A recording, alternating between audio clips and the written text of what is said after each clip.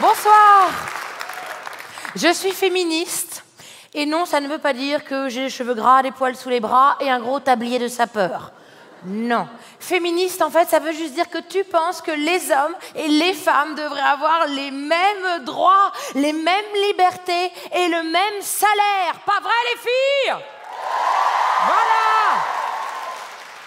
Vous savez que ça, c'est mon plus grand traumatisme. Quand j'étais embauchée, la première fois, mon premier contrat d'embauche dans un cabinet d'avocats, j'étais engagée en même temps qu'un confrère. On avait fait la Sorbonne, pareil tous les deux. On avait prêté serment la même année et je découvre qu'il gagne 900 € de plus que moi par mois.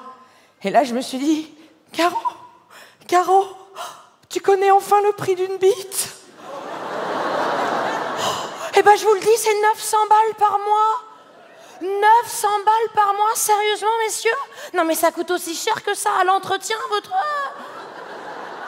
Non, mais elle bouffe quoi pour 900 balles Ah non, mais moi, je vous le dis, 900 balles par mois, moi, j'en achète une en plastique et je me la visse, hein. Ah ben, j'ai enfin compris pourquoi vous lui donnez un prénom. Ben, elle rapporte un salaire à la maison. Après, moi, je suis devenue avocate parce que je voulais faire comme mon modèle, Gisèle Halimi. Alors, maître Gisèle Halimi, c'est une très grande avocate, féministe, et qui s'est battue pour que le viol soit reconnu comme un crime en France. Alors, c'est vrai que maître Caroline Vigneault, moi, je défendais plus des voleurs de scooters, en commission d'office. Ça veut dire que les mecs me payaient en barrette de shit. Après, quand t'es une jeune avocate, être payée en barrette de shit, c'est un peu... pompé, là. Puis bon, bah, au bout d'un moment, t'as un loyer à payer, donc tu revends. Après, j'ai quand même défendu une fois un client qui avait braqué un mec dans la rue avec une arme à feu, ce qui est un crime, comme le viol. D'où ma question, pourquoi est-ce que la police n'interroge jamais les victimes de braquage et de viol de la même façon? Bien, alors, monsieur, vous avez déclaré avoir été victime d'un braquage présumé.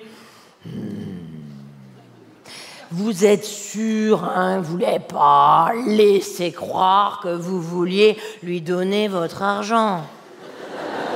Oh bah ma question est très simple. Est-ce que tu lui as dit « Non, moi je veux pas te donner mon argent » On s'en fout qu'il avait une arme, c'est pas le problème. Si toi, tu dis pas non clairement, lui, il peut mal interpréter. Bah, il peut croire que t'as envie de faire un don. Ah non, bah non, je vais pas prendre ta plainte, t'as vu comment t'es habillé? Oui, alors oui, je sais, aujourd'hui les hommes s'habillent comme ils veulent, très bien. Mais il y a des limites. Costume 3 pièces, cravate, attache et caisse. Clairement, tu cherches. Eh ben écoute-moi mon petit bonhomme, t'as qu'à aller bosser à la banque en mettant un vieux jogging et des tongs et tu verras comme par miracle, monsieur sera plus agressé.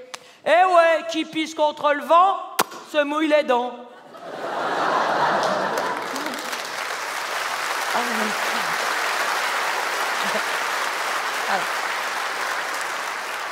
Après, j'aimerais remercier tous les hommes mariés et leur dire que oui, je sais ce qui vous arrive, je sais que pour vous, le viol est resté un droit sur vos épouses en France jusqu'en 1990. 1990, fin du devoir conjugal. À partir de dorénavant, papa doit obtenir l'autorisation de maman pour planter le javelot dans la moquette. Non, oui, je suis féministe et donc je suis célibataire. Voilà. Mais c'est pas grave, vous savez, aujourd'hui on vit très bien quand on est célibataire. Si, aujourd'hui on peut très bien vivre en tant que célibataire grâce à la technologie. On n'a plus besoin d'un homme grâce à la technologie. Bah les gars, le rabbit. Bah, mais si, le rabbit, vous savez, le rabbit c'est de l'anglais. Et ça veut dire lapin. Mais il faut des piles. Oh bah ça va, toutes les filles aujourd'hui ont un rabbit, pas vrai les filles? Il y a plein de mecs qui viennent de prendre une réalité pleine gueule. Là. Et puis là-bas, j'ai vu, il y en a 3-4 qui n'en ont pas, ils ont fait ouf, j'en achète rapidement, moi. Après, il y a mieux que le rabbit aujourd'hui, il y a le womanizer. Ah là, j'ai perdu tout le monde, là. Le Womanizer, vous savez, c'est un nouveau sextoy qui vient d'arriver sur le marché et qui est une révolution technologique. Ben si, parce qu'avec l'ancien modèle, le Rabbit, on était sur de la vibration, d'accord? Et la révolution technologique avec le Womanizer, on est sur de l'aspiration. C'est un Dyson. Pour les plus âgés, un Roventa. Mais qui t'arrache l'orgasme. Attention, faut pas essayer avec son aspirateur, il peut y avoir des séquelles. Oui, on peut parler de masturbation féminine, et oui, même à la télévision. Bon, après, ça reste une machine, hein, c'est quand même pas ton sextoy qui va trouver ton point G. Si le point G existe, non, c'est pas un mythe. Problème, un mec sur 2 ne sait pas où il est. Alors, messieurs, regardez, votre voisin, il y en a un des deux qui sait pas. On se marre pas trop les filles, chez nous c'est encore pire, dans notre propre corps. C'est tellement tabou que nous-mêmes on ne sait pas où il est le point G. Alors si nous on ne sait pas où il est, comment tu veux que lui il le trouve? Il faudrait un GPS. T'imagines? Point G. Placez votre femme sur le dos. Empruntez le tunnel nord.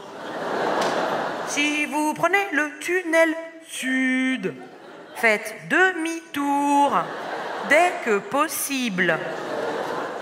Au bout de 2 cm, prenez la première vers le haut. Vous arrivez sur le rond-point G. Faites le tour du rond-point. Encore un tour. Encore un tour. Encore un tour. Vas-y, accélère. La vitesse n'est pas limitée. Non, faut pas freiner. Surtout quand la chaussée est mouillée.